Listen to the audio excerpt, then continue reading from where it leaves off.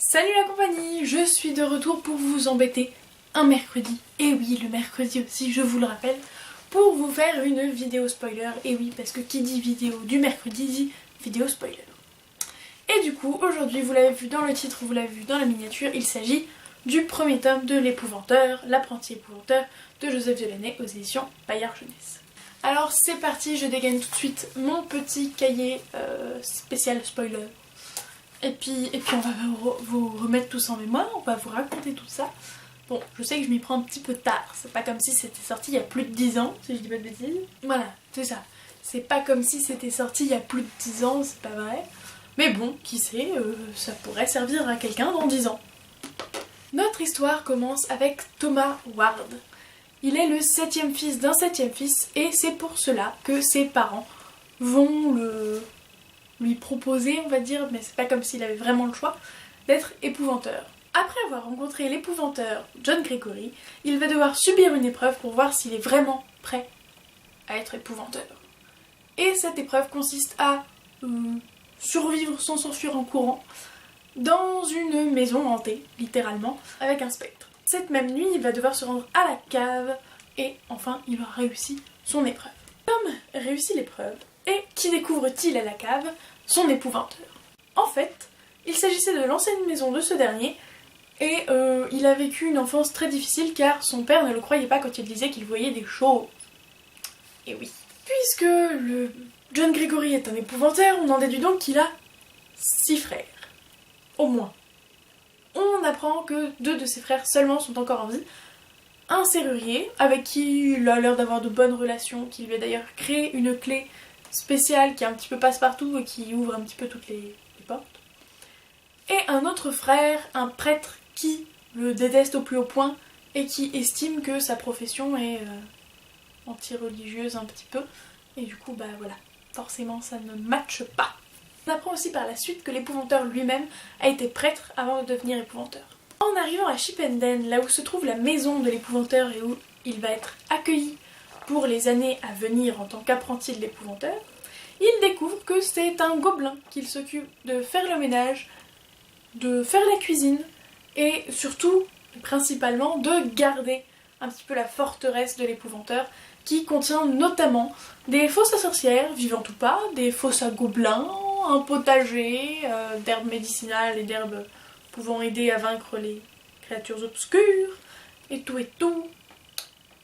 Et du cimetière aussi, enfin un petit peu tout.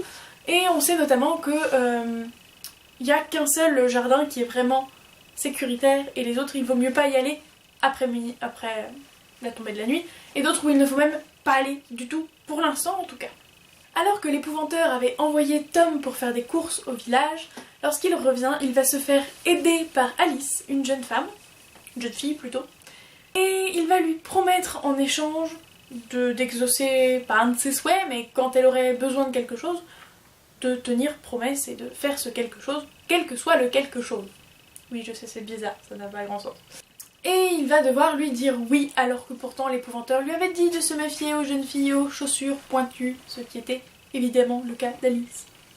Et en effet, cela va bien se retourner contre lui, puisque quelques jours plus tard, celle-ci va lui demander de donner durant 3 nuits d'affilée, à minuit pile, des gâteaux à une sorcière enfermée dans l'un des jardins de l'épouvanteur. Et c'est à cause de cela que la mère Malkin, cette fameuse sorcière, va sortir de sa tombe, ce qui n'aurait jamais dû se produire parce que c'est une sorcière extrêmement dangereuse. Et oui, l'épouvanteur avait bien raison parce que Alice est la nièce de Lizzie l'osseuse, qui est elle-même une sorcière et surtout elle-même la petite fille de la mère Malkin. Donc en gros, elle est venue sauver sa grand-mère, quoi. Traduction. Et évidemment, sinon ça ne serait pas drôle, Tom n'en a pas parlé à l'épouvanteur. Trop facile sinon.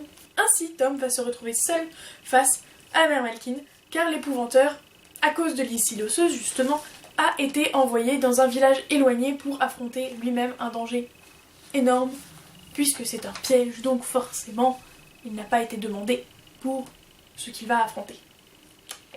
Grâce à certaines des affaires de l'épouvanteur, mais aussi au fameux gobelin qui garde la maison, Tom va réussir à s'en sortir.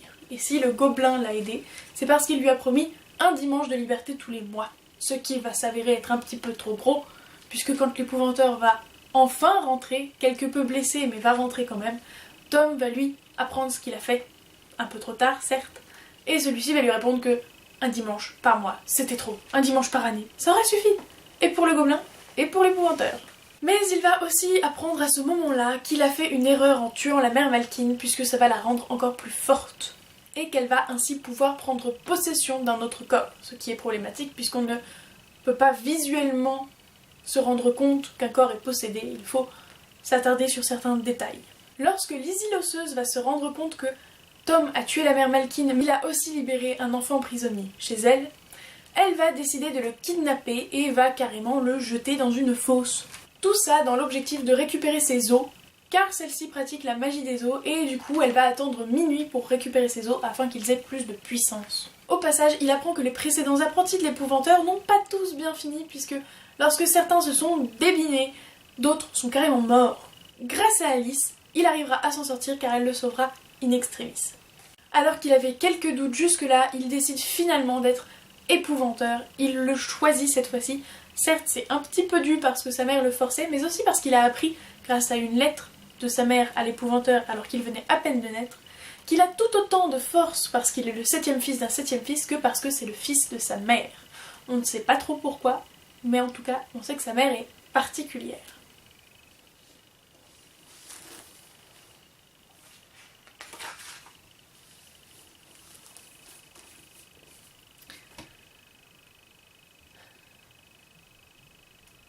À cause des agissements un petit peu curieux d'Alice, c'est-à-dire un coup gentille entre guillemets et un coup méchante, l'épouvanteur ne sait pas trop quoi faire et du coup il dit à Tom, bah tu te débrouilles, c'est toi qui t'es foutu dans la merde tout seul, donc c'est toi qui décides si on l'emprisonne comme les autres sorcières ou si on la laisse. Et du coup il décide de retourner chez lui pour aller voir sa mère et lui demander son opinion sur la chose. Lorsqu'il se rendra chez lui, il va bien se rendre compte que son frère n'est pas totalement enthousiaste à l'idée de la présence d'un épouvanteur chez lui, même si ce n'est qu'un apprenti épouvanteur et que c'est son frère, car ayant une fille qui vient de naître, il a peur pour elle et aussi pour sa femme, évidemment. Alors que Tom se balade plus ou moins dans la maison, il surprend Alice en train de communiquer avec la mère Malkin par le biais d'un miroir.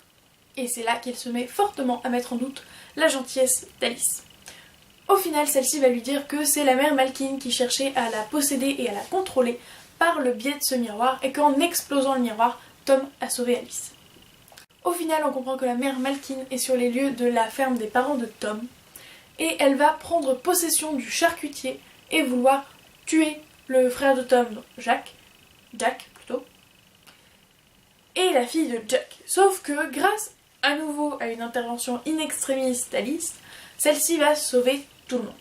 C'est ainsi que la mère Malkin va se retrouver dévorée toute crue par les cochons et du coup ne pourra pas revivre ou se réincarner car manger le cœur cru d'une sorcière fait partie des conditions pour que celle-ci ne se réincarne pas. Quant à elle, Lizzie l'osseuse va être mise dans la fosse dans laquelle se trouvait la mère Malkin avant de se libérer. Et enfin, à propos d'Alice, la mère de Tom va lui apprendre qu'en fait, elle n'est pas destinée à être une bonne sorcière, ni destinée à être une mauvaise sorcière.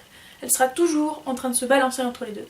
Et du coup, Tom décide d'emmener Alice chez une de ses tantes, plutôt que de la mettre au fond d'une fosse, elle aussi.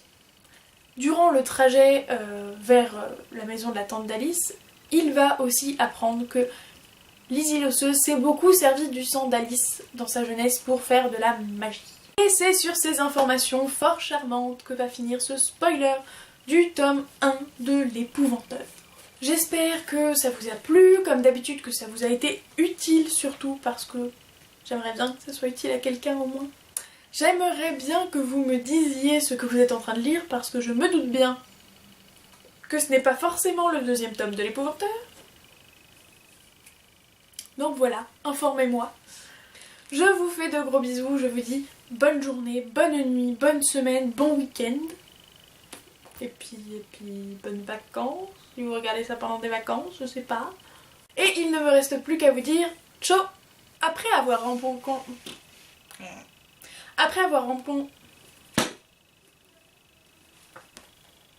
réussit l'épreuve et...